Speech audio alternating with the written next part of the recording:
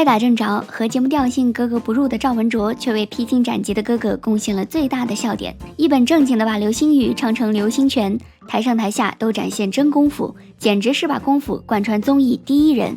大家眼里的赵文卓武功高强，严肃认真，一身正气，甚至可以做一个没有感情的武打机器。事实上，赵文卓的感情都尘封在90年代的香港娱乐圈，硬汉也曾为情所困，经历刻骨伤痛。导演徐克还曾经因为他的恋爱脑大为光火，他仿佛一枚活化石，一脸严肃的背后刻着上个世纪港圈的爱欲情仇。对赵文卓而言，能够进入香港娱乐圈纯粹就是一场意外，而跟香港女儿的那场恋爱更是意外中的意外。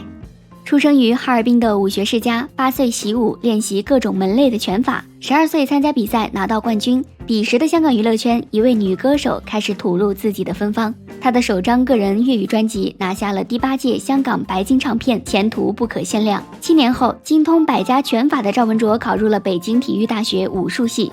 那位女歌手已经成为香港娱乐圈天后级人物，她就是梅艳芳。大学里，赵文卓的一位广东室友是梅艳芳铁粉，经常放她的歌。相比当时港台女星们甜美的嗓音，梅艳芳低沉的声音更让赵文卓着迷。他最喜欢的就是梅艳芳的那首《将冰山劈开》。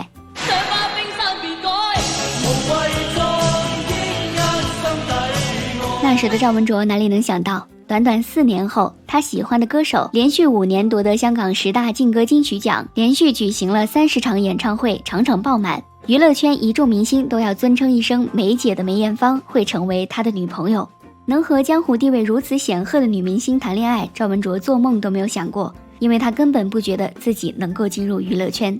大学第2年，他拿下全国武术冠军，当选国家5英级运动健将。如果没有意外，大学毕业以后，他会顺理成章地留校成为一名老师。也在同一年，香港导演袁奎拍摄《功夫皇帝方世玉》，拍到九门提督大战方世玉剧情的时候，鄂尔多的扮演者临时缺席。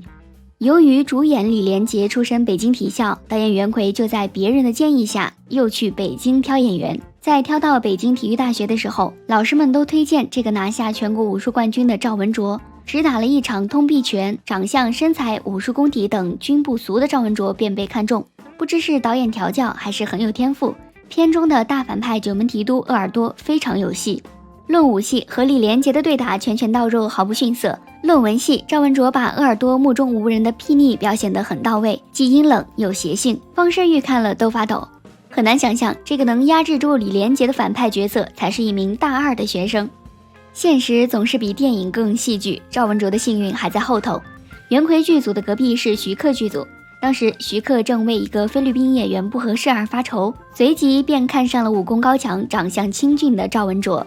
之后李连杰罢演黄飞鸿，赵文卓接替他，成了徐克电影《黄飞鸿之4王者之风》《黄飞鸿之5龙城奸霸》的主角。有李连杰的珠玉在前，赵文卓的黄飞鸿口碑一般，但是一个毫无知名度的大学生在和李连杰搭过戏后，还能在黄飞鸿系列中取而代之，已经是天大的幸运。和徐克的合作让赵文卓直接进入香港演艺圈核心，之后他搭档各类名流，也开启了和梅艳芳的缘分。在贺岁片《满汉全席》里，他搭档张国荣、袁咏仪出演名厨龙坤宝。如果放到今天，赵文卓是典型的宅男，完全没有渴望成为明星的自我修养。他害羞而内敛，不爱社交，拍戏间隙都是一个人默默地躲在角落，下了戏就宅在家里练太极拳。但张国荣热情而善良，他会帮着不懂粤语的赵文卓对台词，也会让面对媒体采访一脸窘迫的赵文卓站在他身边。张国荣还毫无保留又非常主动地拉着赵文卓走进自己的朋友圈。满汉全席拍摄结束后，张国荣强拉着赵文卓参加了在钟镇涛家里举行的聚会，聚会有香港娱乐圈各色人物。就是在这里，赵文卓认识了梅艳芳。当时梅艳芳已经是巨星般的存在，她比赵文卓大9岁，可是和赵文卓相处时，她没有明星的架子，亲切又开朗，完全是少女状态。不善交际的赵文卓都可以和她聊得很愉快，甚至还说起了大学宿舍里那位梅艳芳的粉丝。赵文卓说，他们很自然的就谈起了恋爱。两人1995年初交往，5月份一起去马来西亚度假时被香港杂志拍到，地下恋情转为公开。这段爱情的序曲是甜蜜的。每当媒体提到赵文卓，梅艳芳的笑容都特别多，大姐大变身小女生，如沐春风。赵文卓更是热情而大胆，心血来潮的时候，他会拉着梅艳芳去看午夜场电影，吃大排档。他说谈恋爱就应该是这个样子，没必要偷偷摸摸。可是好景不长，对于这对年龄和地位有着巨大差别的情侣，港媒并不看好。他们笔下的两人污浊不堪，说梅艳芳是老牛吃嫩草，说赵文卓是为了热度和名气，别有用心。事实上，为这段恋爱，赵文卓因为恋爱脑得罪了自己事业上的贵人徐克。和徐克合作了《青蛇》《断刀客》的赵文卓正处于事业的上升期，放在当今娱乐圈，那就是娱乐圈天后和上升期顶流的爱情故事，结果却是塌房。只是当时还不是粉丝时代，塌的不是粉丝的房子，而是赵文卓自己的演艺事业。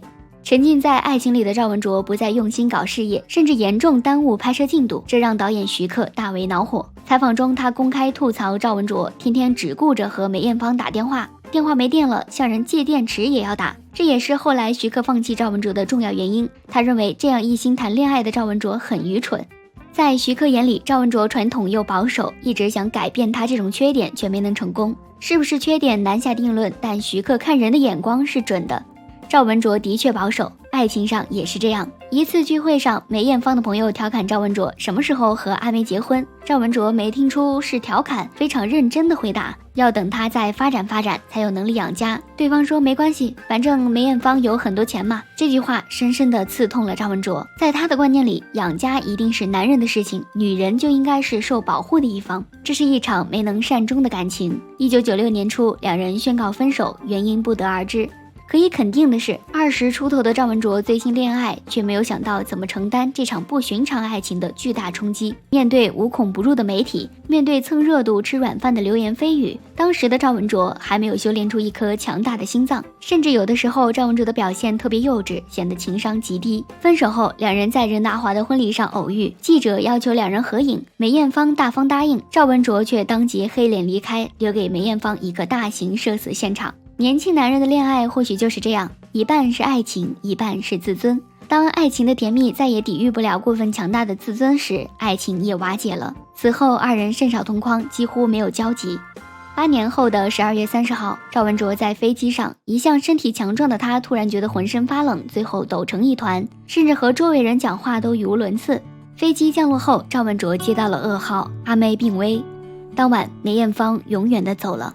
从那以后，一直天不怕地不怕的赵文卓开始笃信神佛。这段仅仅持续了1年的恋情，却让吃瓜群众骂了赵文卓半个世纪。最让大家诟病的是，梅艳芳重病期间，赵文卓一次都没去探望。很多年之后，接受媒体采访，大家才知道赵文卓其实去看过。记者问最后一次见梅艳芳是什么时候，赵文卓说在上海，当时他已经病得非常严重了。主持人又透露，梅姐说要不是一场天大的误会，她就会成为赵太太。说到这里时，赵文卓还在礼貌的微笑，渐渐的他的笑容有些扭曲，随即眼睛里全是泪花。张国荣曾说过，赵文卓太老实木讷，不懂沟通，尤其是和媒体，根本不适合混迹娱乐圈。的确让赵文卓开口很难。梅姑先逝后，至今没有媒体能撬动赵文卓的嘴，那个天大的误会成了天大的秘密。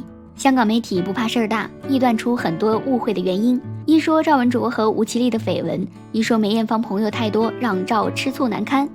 臆断总归是臆断，时过境迁，没有必要再去证实或证伪。和梅艳芳分手的第2年，赵文卓把工作重心转向内地，渐渐淡出鼎盛的香港娱乐圈。这在业内人看来无疑是非常任性的行为。00年以后，赵文卓出演了《风云2》《花木兰》还有《至尊红颜》几部剧，其中的李君羡受到很多人喜欢。但是对比一下90年代，徐克镜头下那个看似严肃坚定，实则欲望满身的法海，刀中亦正亦邪，既单纯又性感的大弟子定安，这些角色都不可同日而语。很多人都说赵文卓完全是高开低走，成功打进鼎盛时期的香港影视界，却没有大火，只是混了个脸熟。这里面多少有点恨铁不成钢的意思。感情上，在梅艳芳之后，他也有不少绯闻对象，有不知真假的吴绮莉，还有当时艺名还叫做水灵的蒋勤勤，都非常短暂。最终，这位曾在香港娱乐圈打拼的男人，娶了东北一家人里的牛小玲、张丹露，画风突变。张丹露相夫教子，两人有了3个可爱的孩子，最大的一个已经出国留学。赵文卓过上了最寻常也是最安稳的家庭生活，他非常忠于家庭，再无绯闻传出。时间回到2003年12月，赵文卓千里奔丧，送梅姑最后一程。他戴着墨镜一言不发，留下了此生挚爱一路走好的挽联。